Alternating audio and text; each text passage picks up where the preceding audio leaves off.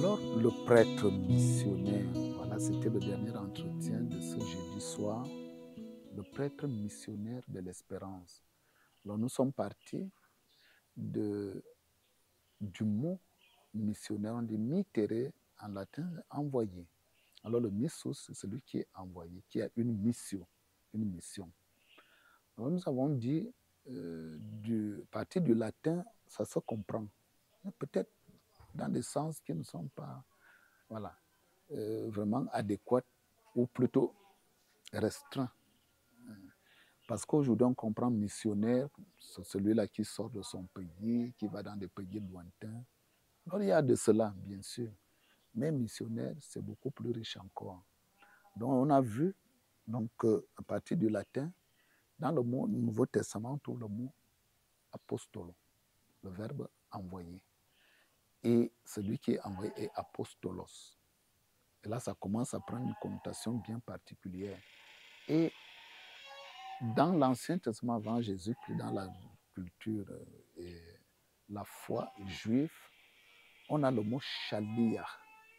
Alors, shaliach, qui veut dire l'envoyé spécial, le plénipotentiaire de Dieu. Et nous avons vu que ce titre-là est reconnu à deux personnes seulement avant Jésus-Christ, à Moïse et à Élie, qui étaient les plénipotentiaires de Dieu. Là, nous avons beaucoup développé, mais voilà. Alors, et après eux, l'autre qui aura encore ce titre-là, de Shaliach, plénipotentiaire de Dieu, alors c'est Jésus. Et voilà pourquoi d'ailleurs au Tabor, on a vu les trois se retrouvent, les trois Shaliach, les grands envoyés de Dieu, Moïse et Élie aux côtés de Jésus. Après, ces deux premiers disparaissent pour laisser place. Ils sont venus en quelque sorte faire obédience. Ils ont laissé place au seul véritable envoyé du Père. Alors donc c'est celui-là qui est le Shaliach, si on veut en hébreu. Si on veut en grec, c'est lui l'apostolos. Si on veut en latin jusqu'en français, c'est lui le missus et c'est lui le missionnaire par excellence. C'est lui qui porte la mission du Père. Et alors ce qu'il y a de bien, c'est qu'il s'est adjoint un groupe d'amis qu'on appelait Mathetai, donc les disciples. Mais à partir du moment où il va les envoyer en deux vagues. Premièrement, pendant que lui-même est encore là. On dit il les envoyait dans les villes et villages où lui-même devait aller. Donc, pour aller faire sa mission en lui. Donc, le Seigneur a voulu ainsi décupler, multiplier les possibilités. Étant donné que, comme homme, il était bien limité, il ne pouvait pas être partout à la fois. Alors, en envoyant ses disciples, qui pour le coup deviennent apostoloi, donc des apôtres, alors ces disciples-là, alors multiplient un peu comme une déflagration la mission du Christ déjà pendant qu'il était là. Mais au moment vraiment alors de partir, alors il va les envoyer en ces lieux et places au moment maintenant qu'il n'est plus là dans sa corporéité visible, mais il les a donc envoyés. Et là, les apôtres, il leur fait l'insigne honneur. On a dit ce titre dont seul a mérité Moïse et Élie et le Seigneur lui-même. Alors il le confie aux apôtres, enfin à ses disciples qui deviennent apôtres du coup. Alors c'est un titre d'honneur, de prestige, mais aussi qui dit la charge, une charge lourde de cette mission. Et cette mission, elle doit donc s'accomplir, elle doit se faire dans l'esprit même du Christ, c'est-à-dire dans l'humilité. Comme d'ailleurs Moïse et Élie le faisaient avant. Dans l'humilité de savoir qu'elle n'est pas la nôtre. Le Seigneur Jésus lui-même avoue ce n'est pas sa mission, c'est la mission du Père. Alors donc, il laisse aux apôtres de la faire comme lui-même l'aurait fait. Et lui le fait exactement comme le Père lui a demandé de le faire. Et on a vu donc aujourd'hui les évêques, les prêtres, qui sont les apôtres, les missionnaires d'aujourd'hui. Alors c'est quelque chose de grandiose, vraiment de savoir qu'on est des apôtres comme le Christ lui-même, parce qu'il nous a, en partant, il nous a vraiment laissé les pleins pouvoirs.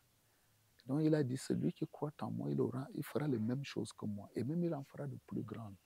puisque je m'en vais vers le Père et je vais vous l'obtenir. Donc on a tous les moyens, on va dire, des moyens spirituels qu'il faut pour cette mission. Après, on essaie de se battre pour les moyens matériels et humains et autres, mais on a ce qu'il faut pour accomplir cette haute mission qui est celle de Christ. Et donc, on a vu le titre de missionnaire dans cette charge sémantique et voilà, veut dire que le prêtre doit véritablement redevenir conscient de ce qu'il est. Missionnaire, comme Léon, le pape Saint Léon, disait aux chrétiens, chrétien, deviens conscient de ce que tu es et de ta mission. Alors, on peut paraphraser ça en disant au prêtre, sois conscient, redeviens prêtre.